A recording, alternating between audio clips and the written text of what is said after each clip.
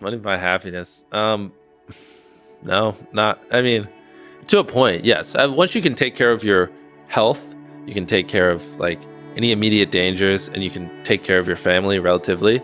No, it doesn't. Like, but those things do. Like when I first came into money, one of the first things I did was retire my mom, and like that brought me tons of happiness. You know what I mean? And like, if my brother had a medical emergency and we couldn't afford it, and I made money to afford it, that'd bring tons of happiness. Yeah. So once you take care of those basic necessities, so we'll say make over hypothetically $1 million.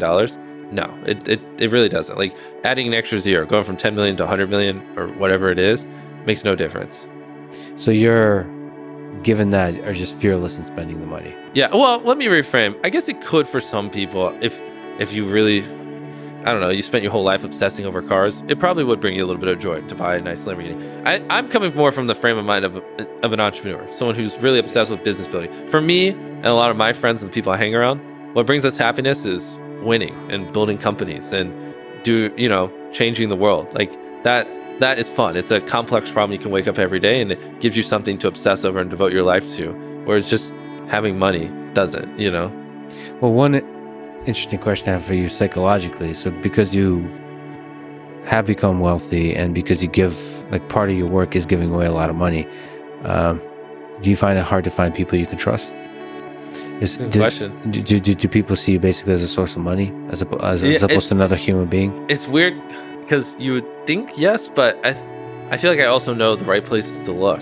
But yeah, if I just walked into Target and tried to make friends with 10 random people, of course, you gotta. So you can kind of sense. Oh yeah, you who can has sense the right thing in so their heart. quickly, right? It's so obvious. I don't even want to go into descriptions, but honestly, a lot of my friends are like Chandler. I played Little League with him, and Tyler, the guy. I mean, I went to school with him. Chris, he was my first subscriber. Carl was here after we got big, but whatever. He's friends with the boys, and it is a lot of my closer friends, even like my YouTube friends, I knew before I was big. So maybe there is some merit to that. Maybe it is. I don't know. I've never really put too much thought into it. But maybe there's a reason I hang around a lot of these people I knew before I got big, because it's much easier. And they help you keep like your radar sharp of who can and can't be trusted, because you can trust them. Yeah, and it's difficult when you become richer and richer and more powerful. Well, one thing you'll also find when you get rich, not even richer, but more famous. One thing I thought is, as I climbed this like ladder of YouTube and got bigger, I thought there would be tons of people like me. People, like that take like the kamikaze approach to building a business. Yeah. You just throw all your money in it, you throw all your time, you throw all your energy, you throw everything. Yeah. You're just like, fuck it. It's this, or I'm dead. Yeah. I thought there would be hundreds of me. Yeah. And there isn't. There isn't. I mean, there's like maybe one or two. And I talk to those motherfuckers every single day. I'm sick and tired of talking to them, but I love them.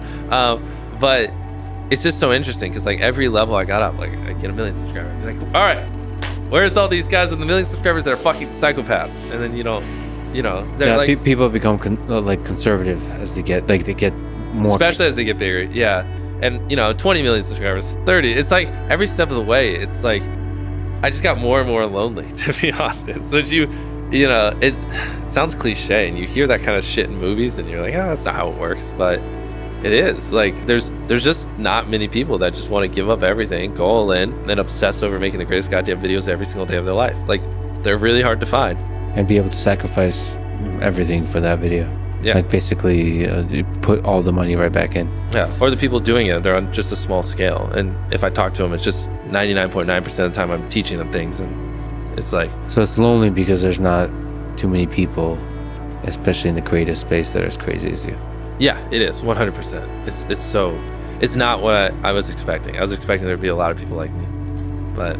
Well, I guess the guy we talked to, Elon Musk, is a bit like you in that sense. Yeah, just in a different domain. Yeah, exactly. Just willingness to put it all back in. Right. And that's why I found right now a lot of the people I relate to don't even make YouTube videos. Like they're just like I'm veering more and more away from fellow content creators and more to just I'm just looking for those other people who just share a little bit of it, so I don't feel so fucking crazy all the time. Like, you know what I mean?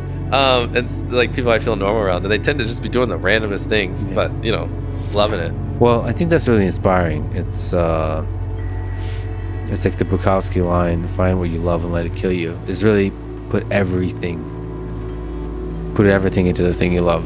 And that's like the way to really create special stuff, but it's also the way to Yeah, like but live the thing out is, your life you most have to fully. be careful giving this advice, because they're like they're like bodybuilders who'll be like, just go to the gym, be disciplined. I'm disciplined, go to the gym. But I would argue for those people, it's like it's not even discipline. They just enjoy weightlifting, right? Because there are people who are jacked, but they don't make much money or run a business, right? If they're that disciplined, they would be hitting every area of their life. They just really like business. And then there's people like me who just to an extreme level love building companies, right? It's not even discipline for me. It's just in my blood. It's what I wake up. I don't think about it. I don't push myself. I don't need to watch a fucking motivational video to go work. I just do it. It's programmed in me at this point. And I couldn't imagine a world where I don't wake up and do it every day. But I think that a little bit of it is genetics, and just how you're hardwired. Not that it can't be trained or taught, and not that, and obviously the friend group you're in influences these things, and over time I think can change it. But someone's just not gonna be able to flip a switch and then just start doing a kamikaze approach to building a business. Just like a lot of people try to flip a switch and start bodybuilding and then quit majority of the time. It's just not innate to them. But I think a lot of us have the capacity to do that in some domain. Yeah, I think if you went about it strategically, if you surrounded yourself with fellow like-minded people and slowly over time switched it,